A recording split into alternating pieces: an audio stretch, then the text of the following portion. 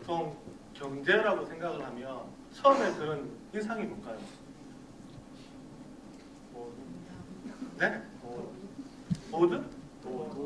아, 돈. 그렇죠, 돈. 제가 경제부 기자를 하면서 가장 많이 듣는 질문이 바로 그 얘기입니다. 저 괜찮은 혹시 펀드? 혹시 좋은 종목? 뭐 이런 얘기를 하고요. 아니면은 차의 경우는 땅은 혹시 어디가? 일반인들이 보통 갖는 경제에 대한 생각은 아마 땅, 돈, 뭐 펀드 이런 걸 겁니다.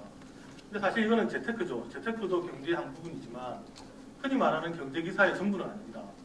아마 일반적으로 우리가 경제라고 경제 기사를 딱 던져주면 통상적으로 사람들이 느끼는 것은 아마 경제는 좀 이런 단어일 겁니다. 신문을 펴면 전부 숫자로 되어 있죠. 그래프로 되어 있고 말도 어려워요. 보면 통화 스와프, 스와핑은 안 했는데 좀 야한 것 같은데 통화 스와프 무슨 돈을 받고 뭐 이런 느낌도 있고요.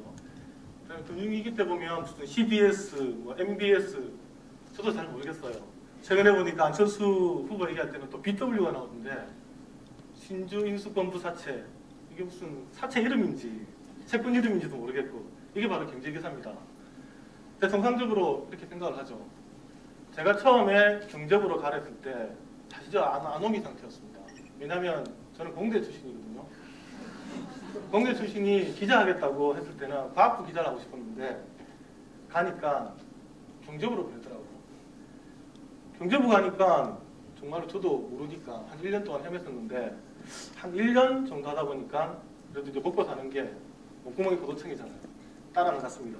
따라는 갔는데 그 다음부터 이제 걱정이 되는 게 야, 내가 처음 경제부 기자할 때 이렇게 몰랐는데 지금 내가 쓴 기사를 독자들이 알 수 있을까? 이제 그때부터 사실은 이제 고민이 시작됐죠. 어떻게 하면 사람들에게 좀 편하게 기사를 전달해 줄 수 있을까? 경제가 또 과연 그렇게 어렵게만 할까? 한참 이런 고민을 했습니다. 우리가 일반적으로 서점에 가서 경제학 책을 좋다, 공부해보고 싶다 꺼내면 다 시험 문제집밖에 없습니다. 이거 펴면 바로 자거든요. 5분 안에 안 자면 제가 보장합니다. 저는 1분 안에 잡니다. 이 몬테크리스토를 제가 받은 이유가 이제 그런 고민을 한참 안 뛰었어요. 공대 출신 기자가 한참 헤매다가 1년 만에 경제를 대충 알게 됐는데 어떻게 하면 독자들한테 좀 편하게 기사를 전달해줄까, 경제를 알려줄까 고민하다가 우연히 이 뮤지컬을 봤습니다. 이제 뒤마의 작품인데 대부분 다 아시죠? 모르시는 것 같은데요. 줄거리는 간단하죠. 어떤 사람이 억울하게 죄를 덮어서서 앙불에 갇혔는데 그 안에서 진짜 은인을 만나서 덕분에 탈출을 하고요. 그분이 숨겨놓은 보물을 찾아가지고 어느 날 갑자기 백작이 되어서 나타납니다. 나타나서 이제 복수를 하는 거죠. 되게 인상 깊었던 게 복수 장면입니다. 이 뮤지컬마다 다른데 제가 본 뮤지컬은 복수의 방법이 이렇습니다. 고향으로 가서 귀족들 앞에 가가지고 얘기를 하죠. 투자를 해라. 배를 띄워서 신세계로 보내는데 거기 가서 향료나 금은 부하를 확보하면 당신은 대박을 터뜨릴 수 있다. 이 사람 좀 매끄럼하게 생기고 여자들 잘 꼬시고 그렇습니다. 그러다 보니까 많은 사람들이 특히 여성들이 많이 투자를 합니다. 남편을 막 꼬셔가지고 남편들은 투자 안 한다 이러는데 전 재산을 다 투자를 하죠. 믿고. 그런데 어느 날 갑자기 파산을 선언을 합니다. 그 투자를 받아가지고 나갔던 배가 물에 빠졌다. 폭풍을 만나가지고 다 침몰했다. 이제 그것을 듣는 귀족들이 자살을 합니다. 모든 돈을 다 잃었다. 문득 갑자기 생각을 해보니까 그냥 우리 복수를 하면 칼 들고 찔러야 되는데 이 사람은 그게 아니라 투자를 끌어가지고 파산을 시켜버려? 한마디로 말하면 좀 띵한 생각이 들더라고요. 아, 경제를 사람들한테 전달할 때 너무 그렇게 생각할 필요가 없지 않느냐. 그리고 또 하나는 내가 생각했던 것보다도 훨씬 더 경제는 가까운 데 있는 게 아닌가라는 그런 생각을 하게 된 겁니다. 그래서 좀 고민을 시작했습니다.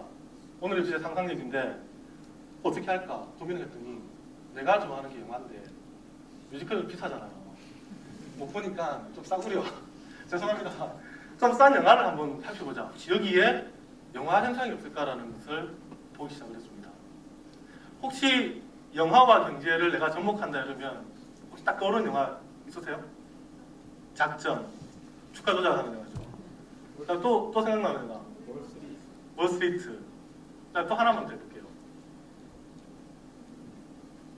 영화 많이 보시잖아요. 인사이드 잡 같은 경우도 있었는데 근데 지금 말씀드린 영화 아주 대중적인 영화는 아닙니다. 거의 못 보신 분이 더 많을 거예요. 대부분 다 지금 그 영화 하니까 지금 띵 저게 무슨 영화야. 특히 저 뒤에 계신 분 띵 하시는 것 같은데 근데 맞습니다. 경제 영화, 영화를 하면 다 경제 영화를 생각을 하기 때문에 경제라는 영화는 상관없다고 생각을 합니다. 아까 말씀하셨던 월스트리트부터 보죠. 근데 제일 접근이 제일 접근이 편한 영화가 또 이 영화는 또 사실입니다. 정답입니다. 일단 월스트리트부터 한번 볼게요. 이제 편하게 보시면 됩니다. 이 영화 머니 네버 슬립스인데요. 2008년 금융위기에 있던 그 장면을 그대로 옮겨온 영화입니다. 각본이 있지만 실제로 거기에 나왔던 발언들, 벌어지는 일들 다 2008년 금융위기 얘기입니다. 개코라는 투자자가 나오고요. 또 제이콥이라는 펀드 매니저가 나오고 그 펀드 매니저가 다니는 회사가 있습니다. 근데 이 회사가 그날 망합니다. 서브프라임 모기지로 망하는데 현실에서는 2007년에 망했던 베어스턴스를 얘기하는 거고요. 이 IB뱅크를 인수하는 또 회사가 나오는데 그 회사는 골드만삭스를 얘기를 합니다. 그리고 영화 속에서 몇몇 그 얘기들이 나오는데 예를 들면 음악이 멈추면 파티가 멈춘다. 이런 얘기는 시티뱅크 회장이 하는 얘기고요. 그리고 또 개코가 하는 얘기도 많습니다. 조만간에 엄청난 금융위기가 온다. 이런 거는 또 루비니 교수 얘기를 채용한 거고. 그러니까 현실에 있는 얘기를 그대로 각본만 짜가지고 영화를 갖고 온 겁니다. 심지어 워렌 버핏 얘기도 나옵니다. 파생상품은 대량 사상무기다. 이것을 실제로 워렌 버핏이 한 얘기거든요. 이렇게 만든 영화가 있더라고요. 아까 말씀하셨던 인사이드 잡인데 또 경제영화의 전형적인 두 번째 영화입니다. 이 영화는 다큐멘터리입니다.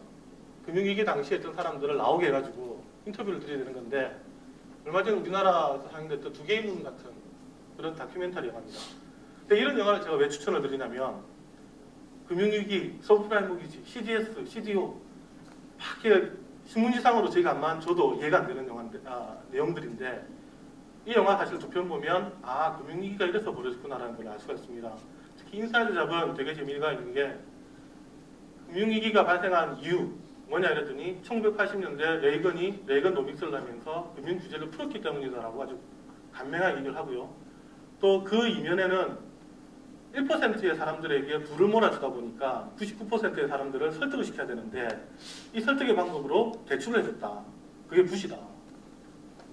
그 대출의 결과로 유동성이 풍부하게 됐고 결국은 금융위기가 온다라고 그런 결론을 내려주는 영화입니다. 어렵긴 하지만 이 영화 두 편을 보면 거의 2008년 금융위기의 원인과 결과, 이유까지 알 수 있는 이런 영화입니다. 근데 이런 영화만 보라 그러면 도저히 못 보겠죠. 야, 넌 그래도 경제부 기자 가지고 좀 아니까 보는 것 아니냐 생각을 아마 하시게 될 겁니다. 근데 진짜 제가 말씀드리고 싶은 것은 이런 영화가 아닙니다. 이런 영화가 아니라 우리가 흔히 보는 드라마, 멜로, SF 이런 영화에도 경제에 대한 얘기들이 되게 많다라는 얘기입니다. 그리고 경제는 생각보다 어렵지 않다는 얘기입니다. 왜냐? 경제학은 사람들의 행동을 분석한 학문이기 때문에 쉽게 말하면 사람이 생기고 학문이 생긴 겁니다.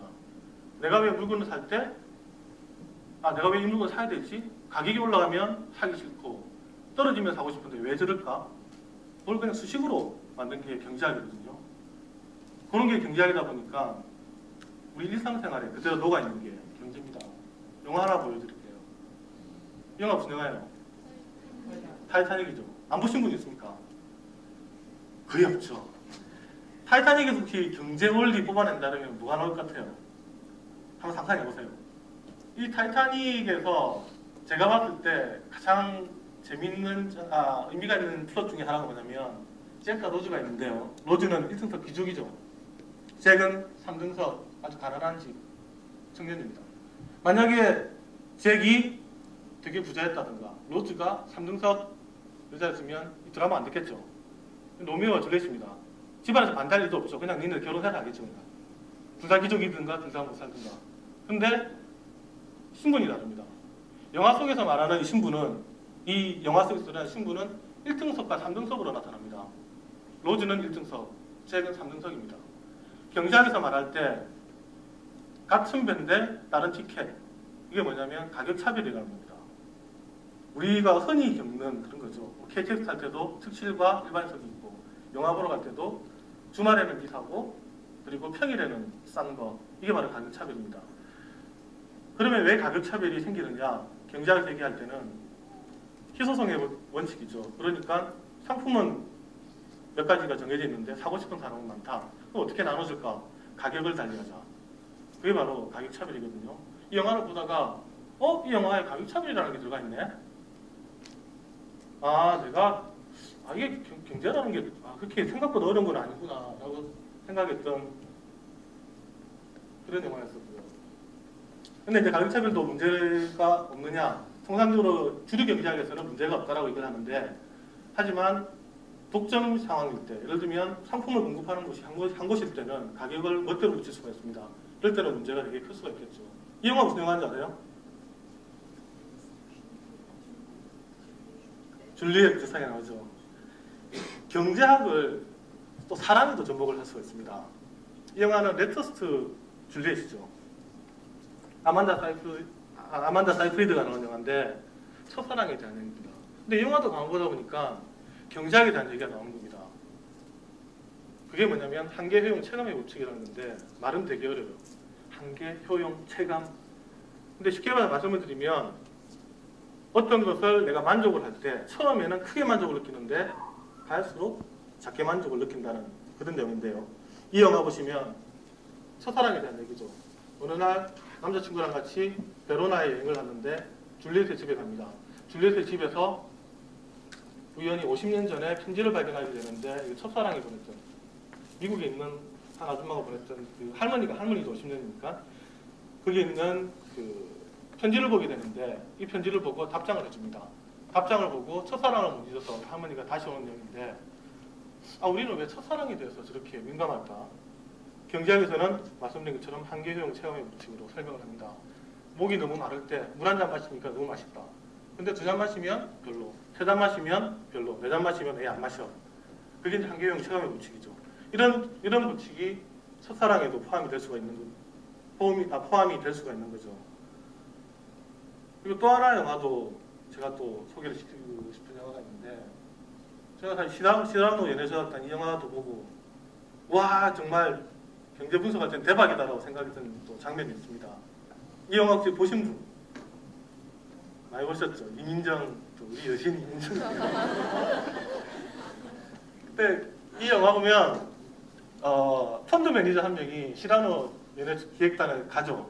나 이 여자 좀 사귀고 싶은데 시나리오 좀 써주세요. 경하죠. 이건 뭐냐? 펀드 매니저가 가가지고 부탁을 하는데 제가 발견한 거는 절대입니다. 영화 속에 이런 장면이 나옵니다. 햄버거를 먹으면서 펀드 매니저가 제가 한 시간에 얼마 버는지 아세요? 근데 제가 정말 시라노 기획단에 잘 맡긴 것 같아요. 당신들은 이거 짜고 나는 펀드 계속하고. 절대우의 법칙은 아담 스미스가 한 얘기인데, 나랑 당신 두 사람이 있는데 우리 두 사람 중에서 내가 잘하는 게 있고 당신이 잘하는 게 있으면 서로 잘하는 것을 하면 이익이라는 그런 이론입니다. 무역을 할 때 제 1번에 들어가는 거죠. 그 다음에 또 하나가 비교의 법칙이 있는데, 만약에 내가 펀드 매니저인데 나 연애도 되게 잘해요. 그게 카사노바야. 그럼에도 불구하고 그러면 내가 여자친구를 사귀기 위해서 내가 프로그램을 짜야 될까? 이때도 상대적으로 잘하는 사람한테 맡기는 게 좋다라는 이론이 있습니다. 그게 리카도의 비교의 법칙인데, 이 시라노 연애 조작단 이것만 봐도 경제에 대한 사실은 얘기들이 나옵니다. 누군가가 이 영화를 갖고 오면서 야 이게 절대의 법칙이야, 이게 비교의 법칙이야 이렇게 설명해주면 되게 쉽게 설명이 됐겠죠. 어렵게 설명할 필요도 없이. 그리고 이거는 실제로 우리 FTA라든가 여러 가지 국가가 무역을 할 때 많이 나오는 이론 중에 하나입니다. 이런 식으로 영화를 보면 생각보다 많은 경제적인 내용들이 들어갑니다. 아티스트는 대공황에 대한 얘기거든요. 영화 보시면 주인공이 영화를 만드는 그날 주가 폭락이 벌어집니다. 1929년 10월 24일의 얘기인데 그게 바로 대공황의 시작입니다. 그 대공황을 전제로 된 영화였었고요. 만들기죠. 만들기 보면 동주 선생이 칠판에 막 적는 게 있는데 뭐냐면 마르크스 경제학입니다. 만들기한테 얘기하죠. 야, 가난한 거 쪽팔린 거 아니야. 그 마르크스 경제학이거든요. 마르크스 경제학에 따르면 우리는 노동자는 가난해질 수밖에 없다. 왜냐? 자본가한테 착취를 당하기 때문에 네 탓이 아니다라고 얘기를 하는데 해필이면 또 감독이 칠판에 적어놓습니다. 마르크스 경제학은 어쩌고 저쩌고. 대단히 삐딱한 발상이다 저는 생각을 했는데 그런 식으로 또 저는 아마 이 감독이 그 마르크스 경제학을 알았던 것 같아요. 그런 식으로 또 살짝 영화 속에 플러스로 집어넣는 경우도 있습니다. 마지막으로 이거 은교인데 은교 보고도 또 사실은 그 경제 현상 하나가 있거든요. 작년 재작년에 되게 히트했던 넛지라는 현상 있죠. 전 다시 은교 보고 넛지 떠올렸어요. 노 시인 옆에 18세 소녀가 가니까 완전 이 노 시인이 충만되는 거죠. 얘 생각만 하고 얘랑 사랑하는 상상을 하고 심지어 자는 상상도 하고 그러면서 소설을 만들어냅니다. 소설을 만들어내고 그 소설이 이상문화상을 받게 되는 건데 넛지 효과라는 것은 너 해라라고 내가 말을 하지 않지만 옆에 살짝 물건을 갖다 주니까 이 사람이 달라지는 현상. 가장 많이 예를 드는 게 남자 소변기에 중간에 말벌을 그렸더니 소변이 튀지 않더라. 제가 많이 쓰죠. 보통 남자 화장실 가면 엄청난 문구 하나 있잖아요. 남자가 흘리지 말아야 될 것은 어쩌고 저쩌고. 남자들만 알죠? 그 말을 해놓으면 이건 넛지 효과가 아니지만 너 똑바로 소변 너 이 말이지만 그게 아니라 말벌을 그려놓는 거는 알아서 그냥 그렇게 해놨더니 얘기를 안 해도 행동이 바뀌더라. 그게 바로 넛지 효과죠. 이런 식으로 영화에 보면 얘기들이 되게 달라집니다. 되게 많은 경제적인 얘기들이 있습니다. 그러면 그 힘은 어디 있느냐? 결국 스토리라는 거죠. 경제도 생각보다 아까 말씀드린 수식을 지어버리고 보면 이야기들이 많습니다. 그리고 또 특히 경제사로 들어가면 이야기들이 많습니다. 그러면 여러분들한테 제가 왜 경제를 배우라고 얘기를 하느냐? 강요하는 건 아닙니다. 근데 알면 좋은 것들이 있습니다. 바로 여러분들 상상력을 더 풍부하게 만듭니다. 우리가 인문학적 지금 열풍이 부는데 인문학적 소양만큼이나 경제학적 소양도 여러분들의 상상의 폭을 훨씬 키울 수 있는 양들이 많습니다. 이거를 아까 말씀드렸던 수식 외우고 밑줄짝 긋고 그래프 보고 하는 얘기 아닙니다. 흐름만 아시면 됩니다. 흐름만. 한 가지 예를 들어볼까요? 오늘 보니까 주가가 1950으로 떨어졌는데 신문 기사들 막 풀이합니다. 미국의 상황이 안 좋고 우리나라 지금 기업들 실적이 안 좋아서 떨어진다. 그러니까 이런 상상 해볼까요? 그게 아니라 혹시 어떤 놈이 들어가가지고 오늘 갑자기 마지막 시간에 들어와서 몽땅 주식을 팔아버린 거 아닐까? 혹시 그 사이에 무슨 일이 있지 않았을까? 그거는 경제 시스템을 약간 알아야 이해가 되는 거죠. 올해 큰 뉴스 중에 하나가 저축은행 파산 사태가 있었는데요. 상상을 한번 해보죠. 왜 저축은행이 망했을까? 신문은 막 설명을 합니다. PF 구도가 심하고 어쩌고 얘기하는데 그게 아니라 일단 다른 상상을 해보죠. 어떤 저축은행에 어떤 사장 한 명이 있는데 이 사람이 들어가서 사람들한테 돈을 빌려주고 돌려막기를 하다가 터졌다. 근데 그 돈을 자기는 비자금으로 가지고 있었고 왜? 나는 국회의원 하려고. 근데 이것도 기본적인 경제 시스템을 알아야 나올 수 있는 그런 얘기들입니다. 경제는 생각보다 라는 게 빠졌습니다만 생각보다 어렵지 않습니다. 한번 도전해 보십시오. 이상입니다.